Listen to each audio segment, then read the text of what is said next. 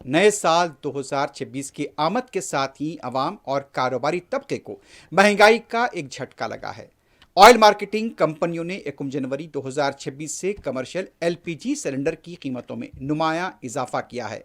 इस इजाफे के तहत 19 किलोग्राम वजनी कमर्शियल सिलेंडर फी सिलेंडर 111 रुपए तक महंगा हो गया है, जिसका इतलाक दिल्ली, मुंबई, कोलकाता, चेन्नई के बशमूल मुल्क के तमाम बड़े शहरों में आज से हो चुका है।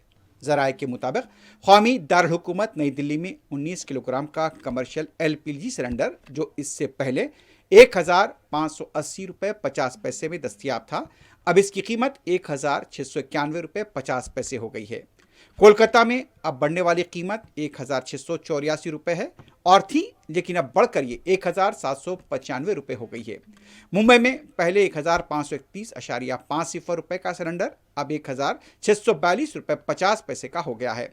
चेन्नई में इसकी कीमत अब यहाँ पर, जो कि पहले 1,739 रुपये, यहाँ पर बताया गया है कि इसकी कीमत बढ़कर 1,849 रुपये 50 पैसे तक पहुँच गई है।